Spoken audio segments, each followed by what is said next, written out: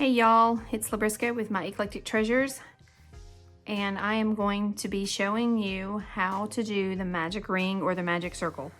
Let's get started. I am a right-handed crocheter, and so I hold my yarn with my left hand. How you get started with a magic circle is you are going to wrap the yarn around your fingers just like you're going to start a chain.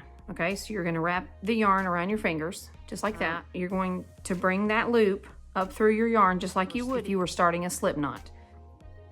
Okay, and then I like to take my right hand index finger and hold on to that yarn, and then I'll just kind of let everything go, and I'll grab my working yarn, which is the yarn that's connected to the yarn ball, and I'll go ahead and put it into play. Like, I'll go ahead and get it ready for me to crochet, which this is the way that I crochet. I put it around my index finger and I hold on to it with these lower fingers here.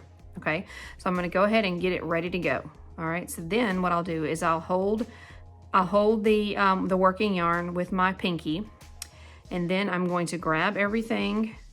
I'm going to grab everything below, like here in this little circle. I'm going to grab that for my tension, okay? Grab that for my tension, and then I'm just going to chain.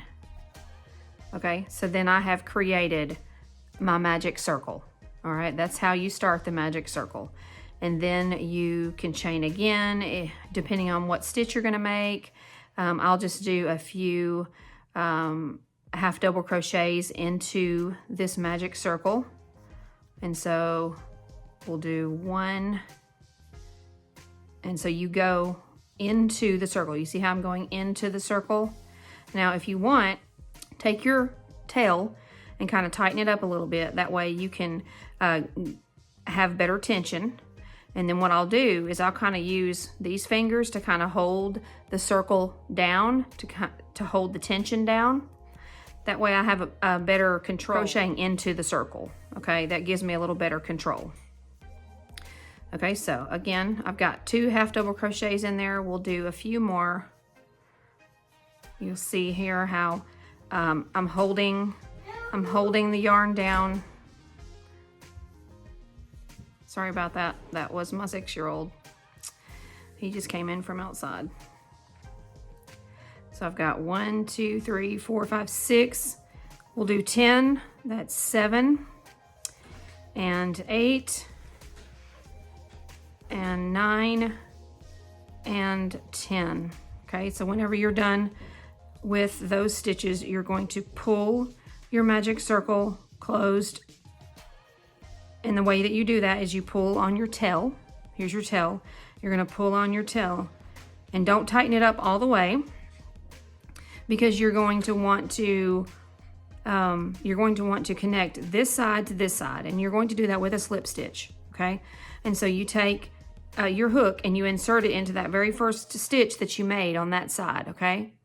And then you are going to grab that yarn, pull it through, and then pull it on through what was the yarn that was on your hook. And that you've created a slip stitch and you've connected the 2 sides.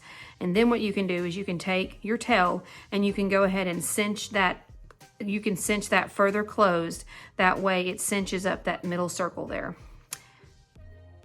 So as you can see there, it makes a nice round beginning. This is what you are going to be using for your amigurumis, which is basically your stuffed animals and dolls, or for your beanie hats. A lot of crocheters begin their beanie hats with a magic circle. So.